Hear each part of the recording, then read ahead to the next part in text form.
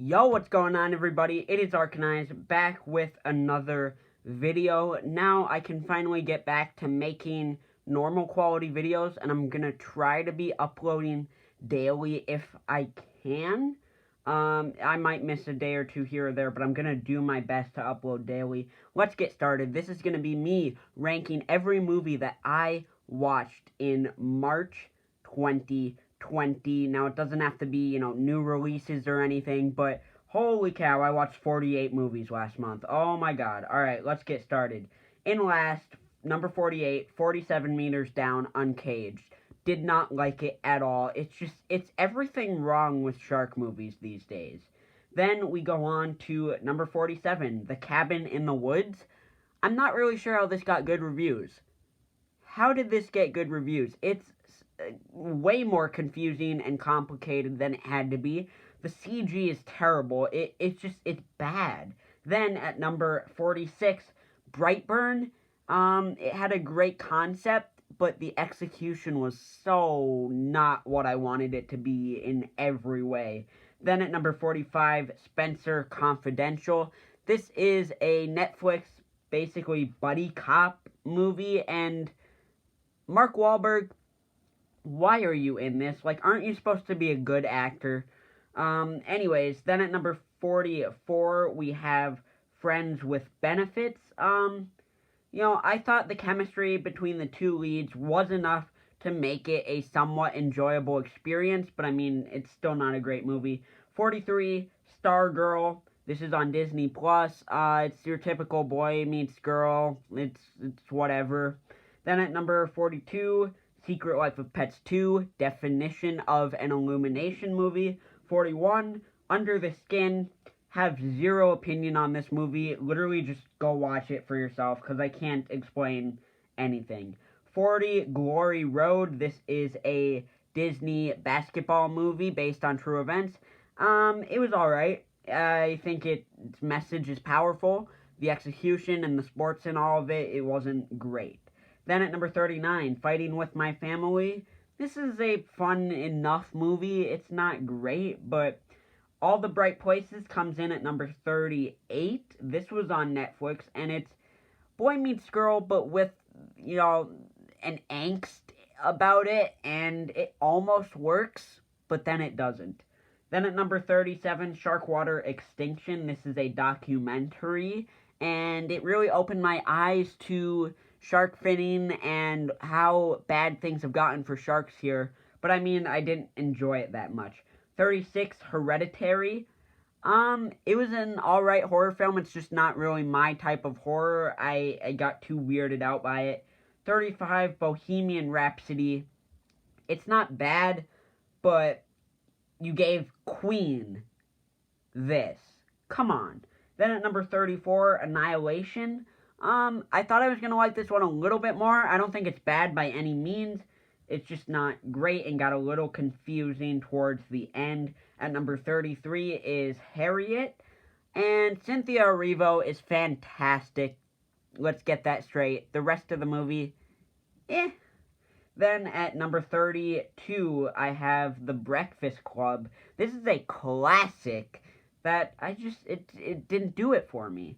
Then at number 31 is The Florida Project. This is a really intriguing movie, and it worked on some levels for me and didn't work on others. It's just about this family, these kids basically, that are growing up in just a crappy situation and making the best of it for themselves. Then at number 30, The Angry Birds Movie 2. I had a lot of fun with this one. I didn't watch the first one. I didn't feel like I needed to see this one, and for what it was, it's enjoyable. Then at number 29, Silver Linings Playbook. Again, another one I was expecting to love a lot more than I did, to be honest. It isn't bad once again, and I really, really liked Bradley Cooper in it. I thought he and Jennifer Lawrence had some great chemistry, but other than that, the plot, I mean, it just doesn't intrigue me all that much. Then at number 28, Swiss Army Man. This is an A24 movie that I watched with a couple friends, and it's very weird. Very, very weird. Yeah, I don't know. It's basically about this man who's kind of an outcast, and he finds this other guy who's like dead, but he's not, and he can do all these weird things. It's just a really strange story. And it's got Paul Dano, who's going to be the Riddler, and Daniel Radcliffe, or better known as Harry Potter. It was all right. It's very strange. Then at number 27, Okja. This is a movie by the director of Parasite, Bong Joon-ho, and it centers around this giant pig-like creature and its owner, as it's kind of this take on how corporates are evil and basically just don't eat meat. Like, it really kind of screwed me up, kind of made me want to become a vegetarian. 26, American Psycho. Christian Bale's performance is on freaking point in this movie. The rest of the plot, however, I would say doesn't hold itself to that standard of Bale's performance, but I would still say this was a pretty good movie that I enjoyed a lot. Next up at 25, Snowpiercer. This is another Bong Joon-ho movie starring Chris Evans, and it was interesting. It was definitely interesting. I really enjoyed it, but it does get really weird. Like, it's hard to keep up with and just kind of understand everything that's happening. Number 24, The Silence of the Lambs. Obviously, you all know about this one, or should know about this one. It won Best Picture. It's regarded as one of the better movies of all time, and I just didn't see it that way. I thought it was pretty good, and I thought Anthony Hopkins as Hannibal Lecter was an insanely great performance, but the rest of the movie I wasn't that into. Then at number 23, Upgrade. I like this one. It's definitely the type of sci-fi that I like, and I think it played off those points pretty well. There's just nothing in it to really give it a top edge. But then at number 22, another, in some eyes, all-time great, Fight Club. I like this movie. I think it is pretty good, and it's got some interesting things going on. Edward Norton and Brad Pitt, they're both good, and I just think that the twist at the end didn't really work for me, and it's just not quite a masterpiece like I was expecting. Number 21, Searching. This was a surprising movie. I would never really have watched this one if I wasn't trying to do this challenge and I saw it on Amazon. But I definitely enjoyed it. It's kind of a detective mystery type thing. This guy's got to find his missing daughter, and it's very heartfelt, and I definitely enjoyed it. Again, there's nothing that's like insanely good in here to me, but I mean, I thought this was really good. Then at number 20, A Quiet Place. It's a pretty good horror movie. It's more of a thriller, which I like, and I thought John Krasinski gave a great performance. Some of it's just a bit weird and doesn't do anything to really stay with me after the credits roll. Number 19, A Beautiful Day in the Neighborhood with Tom Hanks. This is just a nice, fun little movie. I mean, it really is. Obviously, you know Tom Hanks is going to be good. But the rest of it, too, I was engaged for most of it. And I think this is a film that, even if you didn't grow up with Mr. Rogers, you can enjoy. At number 18 is Good Time, starring Robert Pattinson, who is quickly becoming an actor that I really, really like. He gives a very good performance in this, and it's a very anxiety-inducing, fast-paced movie. Basically, there's these two brothers that are kind of crooks, and one of them ends up in jail, kind of, and then the other one goes on this crazy journey to get him out, and he's obviously not right in the head, and it all ends up wrapped up pretty nicely overall. Again, it's an A24 movie, and it just kind of screws with my brain, and there's some weird stuff that I couldn't follow, but I did enjoy it. 17 is The Disaster Artist. Now, this is based on the making of The Room, arguably the greatest cult classic of all time. James Franco gives a terrific performance, and it's just a good time. It's funny, but it's not that much more than that. Then at number 16, End of Watch. This has Jake Gyllenhaal and Michael Pena. It's a buddy cop movie, but it's a lot more than that. It's got more depth than most of those movies would, and it's filmed in a really interesting way that I enjoyed. At number 15, The Town with Ben Affleck. Jeremy Renner's also in this, and it's just a fun movie. I mean, I had a good time with this one. It's not too long, the pacing is great, and you really care for all the characters by the end, which is one of the best things a movie can do. 14, Brawl in Cell Block 99. This was brutal, and I mean brutal. It's a really slow burn, which brought it down a little bit for me, but I mean the fight scenes, when they happen, they are, oh my god. 13, Dread, just fun. Just straight up fun. I had such a great time.